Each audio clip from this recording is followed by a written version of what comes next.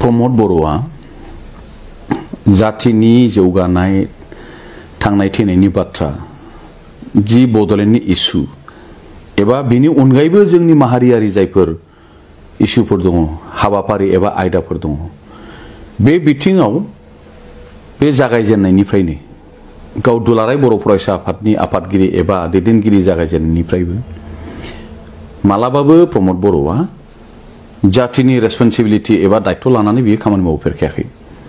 बेनिखायनो दिनै जोबथानायाव बड'लेण्ड इस्युआ आंनि नङा होननानै प्रमद बर'आ बुंनाया जेबो गिदिर खोथा नङा।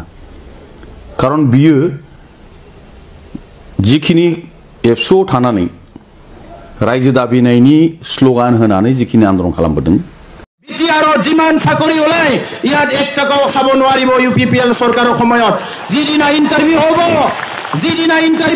সিদিনাই ৰিজাল্ট ওলাব আৰু সিদিনাই এপইন্টমেন্ট দিয়া হ'ব ইয়াত কোনো দালালি নচলিব।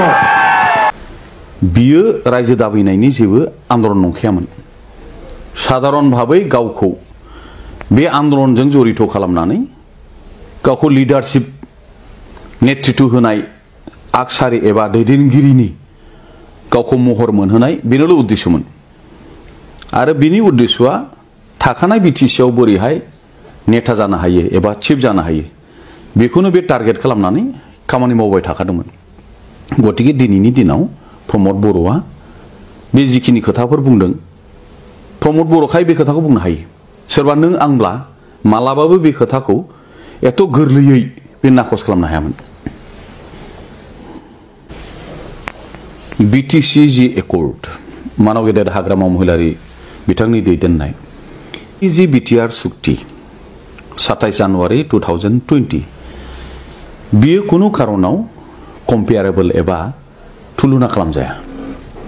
मानो होनोब्ला बिटिसि सुक्तिया 6 शेड्यूल कन्स्टिट्यूशनल प्रोविजननिबो खोथा दं आरो 8 शेड्यूल जोंनि बर' बिमानि रावा भारतीय संविधाननि 9थि शेड्यूलाव बियो थिसनजादों। बिटिआर सुक्तियाव संविधान संबिजित एबा आइननि बहाय जेबो बेबस्था एबा संविधाननि जेबो गनायथिनाय बे बिटिआर सुक्तियाव गैया।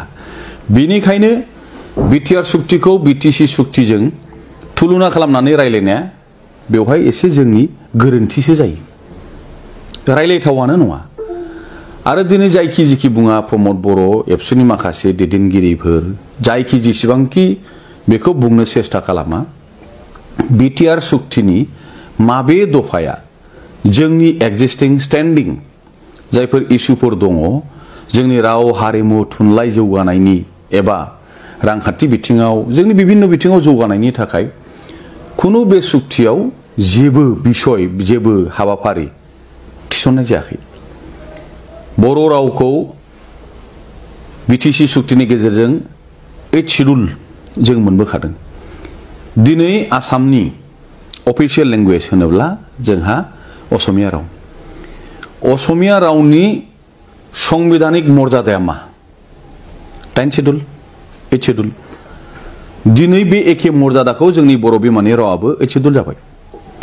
होमब्ला बियो दिनै माबेबा साबस्टेन्सियेल बर' जोंनि रायजो राजा थानायावल' एसोसिएट अफिसियेल लेंगुवेज होनायनि थाखाय जे बिटिआर सुक्तियाव लाना फैदों बेयो जोंनि थाखाय दुखु गोनां। बे जोंनि रावखौ बियो लाजि फोनांनाय जादों, बर' रावखौ डिग्रेड खालामनाय जादों। 8 शेड्यूल मोनखानाय लेंगुवेजआ मोनसे स्टेटनि एसोसिएट लेंगुवेज जानो हाया। बे स्टेटनि बियो फुल लेंगुवेजसो जानो हायो।